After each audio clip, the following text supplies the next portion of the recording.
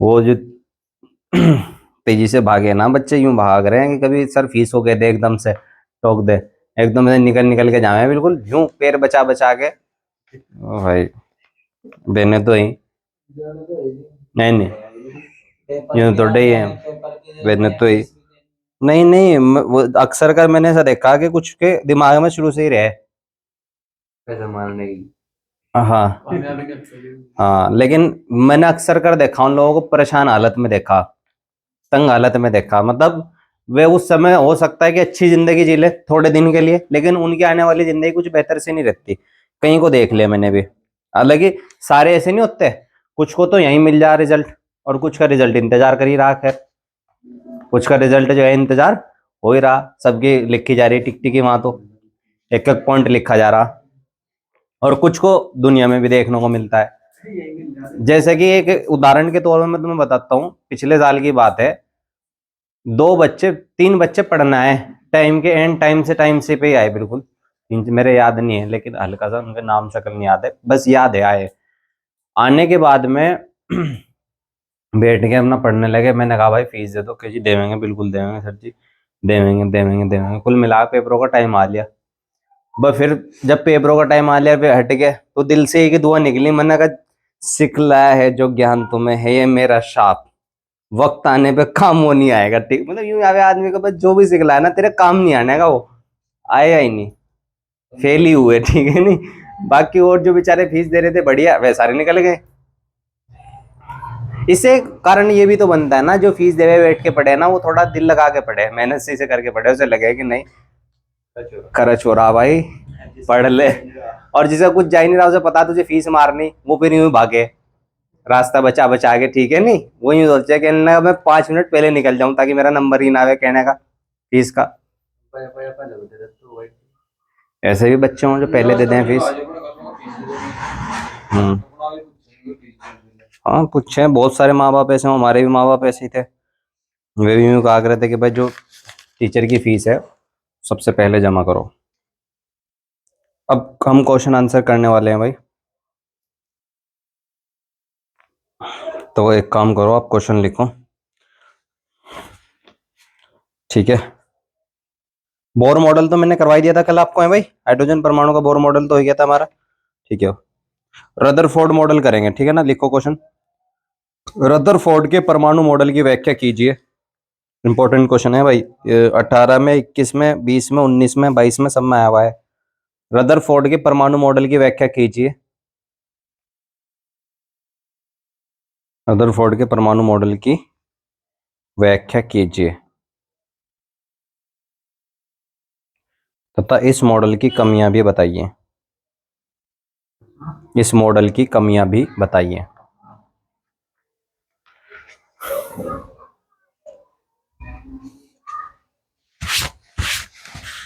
इस मॉडल की क्या भी बताइए भाई, कमियां भी बताइए। एक तो रदरफोर्ड का मॉडल है भाई, इसमें ये समझ लो तुम 5 नंबर का है भाई, ये क्वेश्चन लास्ट में आया करे, 5 अंक का क्वेश्चन है। कितने अंक का है? 5 अंक का क्वेश्चन है, 5 नंबर का क्वेश्चन है, तो सोच लो इंपॉर्टेंट है थोड़ा सा या नहीं है। और आया भी हर साल है, और इस तरीके से भी आ सकता है, रदरफोर्ड वर्ड अंडरलाइन कर लेंगे, रदरफोर्ड वर्ड आपको पेपर में जरूर दिखाई दे जाएगा, रदरफोर्ड, ठीक है ना। रदरफोर्ड के अल्फा प्रकीर्णन का मॉडल भी कहते हैं इसको, रदरफोर्ड के अल्फा प्रकीर्णन द्वारा द्वारा परमाणु के मॉडल को समझाइए, ऐसे करके भी क्वेश्चन आ सकता है, ठीक है ना। तो रदरफोर्ड का अल्फा प्रकीर्णन या रदरफोर्ड का मॉडल, ऐसे करके कुछ भी आ जाए आपको ये करना है, देखो समझेंगे यहाँ पे हम इसको थोड़ा सा अंडरस्टैंड करेंगे।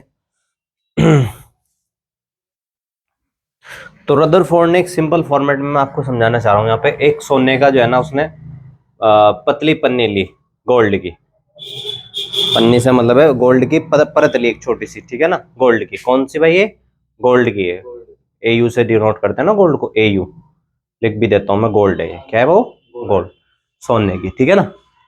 अब इस पे जो है इसने क्या करा, अल्फा कण की बमबारी कर दी, कौन से कणों की बमबारी करी, अल्फा कण की बमबारी, बमबारी से तात्पर्य है कि अल्फा कण डाले इसके ऊपर इसने से, तो यहाँ पर कौन से कण डाल लिए भाई इसने, अल्फा कण, अल्फा कण इसने इस पर डाले।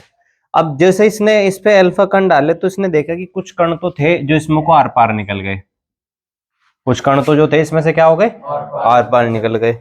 कुछ कण जो थे वो इसी दिशा में वापस आ गए, जैसे यहाँ टकराया, टकराने के बाद में वापस रिटर्न बिल्कुल उसी डायरेक्शन में सेम। कुछ कण ऐसे हुए कि वो टकरा के जो है ना थोड़े से क्या होके निकल गए, हाँ विचलित होके टेढ़े होके निकल गए, लेकिन निकल गए बाहर। कुछ इधर को ही निकल गए, टेढ़े होके यूं करके निकल गए, ठीक है ना, सीधे ना निकल गए, इधर को जा लिए, कुछ इधर को यूं निकल गए। कुल मिला के निष्कर्ष ये निकाला कि कुछ कण तो सीधे निकल गए, कुछ कण वापस आ गए उसी दिशा में, कुछ कण टेढ़े हो गए वापस आए और कुछ कण टेढ़े हो गए निकले। ये बात लिखनी पड़ेगी आपको पॉइंट बना के। नंबर 1, कुछ कण सीधे निकल गए। नंबर 2, कुछ कण वापस आ गए उसी दिशा में, वापस आके टकरा गए। नंबर 3, कुछ कण टकरा के टेढ़ी मेढ़ी दिशाओं में निकल गए। कैसी दिशाओं में निकल गए, टेढ़ी मेढ़ी। देखो ये टेढ़ी मेढ़ी दिशा तो है, इधर उधर निकल गए, ठीक है। फिर इसका निष्कर्ष क्या निकाला उसने, इससे क्या निकाला, निष्कर्ष। निष्कर्ष का मतलब समझ गए, नहीं वो निष्कर्ष का मतलब होता है रिजल्ट, कि रिजल्ट क्या है इसका, परिणाम क्या है इसका निकल के, ठीक है ना, हासिल वसूल क्या हुआ, क्या इसको पता चला, क्या इसने बताया। इसने बताया कि भाई देखो गोल्ड है, धातु है, अब गोल्ड धातु में भी है तो परमाणु तो होगा इसके अंदर भी, कोई भी चीज बनी किससे है, परमाणु से तो बनी है, तो परमाणु तो होगा भी। तो उसने बताया कि जो परमाणु है, थोड़ा यहाँ को समझा दो और थोड़ा करके, इसने बताया कि जो परमाणु होता है, ये परमाणु का मॉडल है मान लो, कह रहा परमाणु का ज्यादातर हिस्सा तो खाली है। ज्यादातर हिस्सा क्या है इसका, खाली है। ज्यादातर हिस्सा जो है वो है खाली, खाली मतलब उसमें कुछ नहीं है। इसलिए इसने कहा कि ज्यादातर कण जो है ना टकराएंगे और टकरा के सीधे निकल जाएंगे। ज्यादातर कण टकराए और टकरा के क्या हो गए, सीधे निकल गए। क्योंकि कुछ जैसे कण पड़ी इस पे तो कुछ मिला ही नहीं उसे रास्ते में, सीधे निकल गई, ठीक है ना। फिर उसने कहा कि कुछ कण ऐसे भी हुए जो वापस आ गए, जैसे कि यहाँ इसमें प्रोटॉन हुए ना प्लस, और जो अल्फा कण होता है उस पर भी चार्ज पॉजिटिव होता है, इस पे भी कैसा चार्ज होता है, पॉजिटिव धनात्मक चार्ज होता है।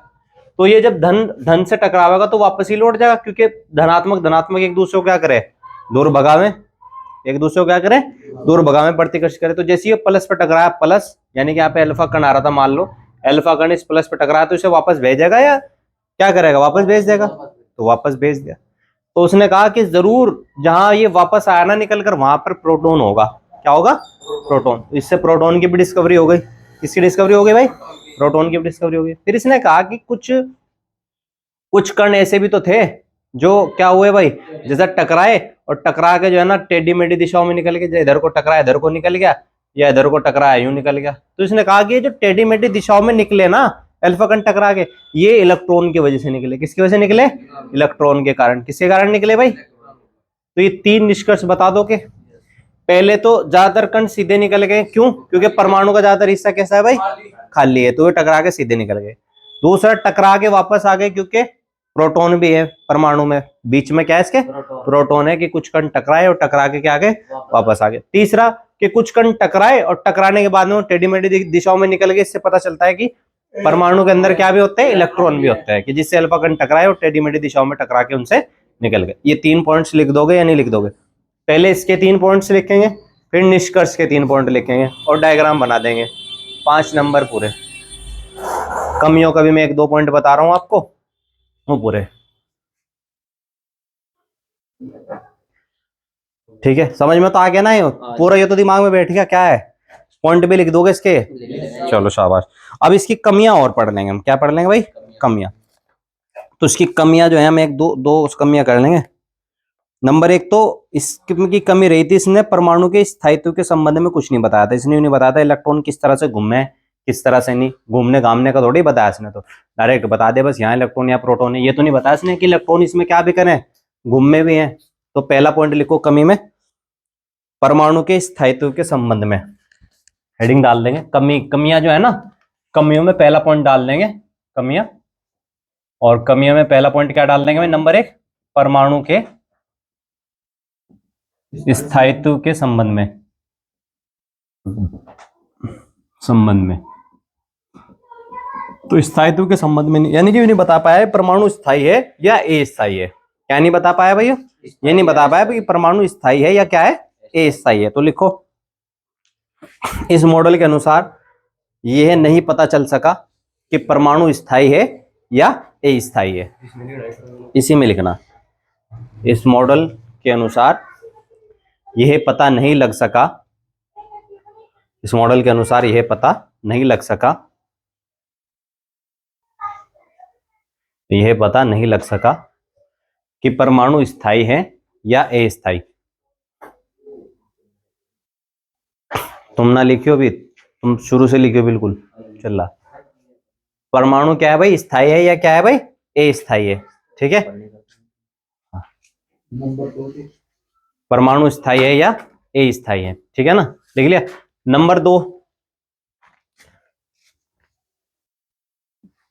परमाणु के स्पेक्ट्रम की व्याख्या नहीं कर सका। दूसरा क्या लिखेंगे, परमाणु के स्पेक्ट्रम की व्याख्या नहीं कर सका, स्पेक्ट्रम की व्याख्या नहीं कर सका, मिला रहा है, नहीं कर सका, परमाणु के इलेक्ट्रॉन, परमाणु के स्पेक्ट्रम की व्याख्या नहीं कर सका।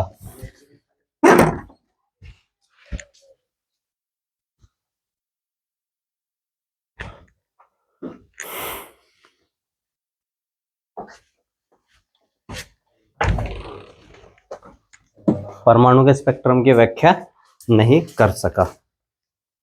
बंद कर दिया।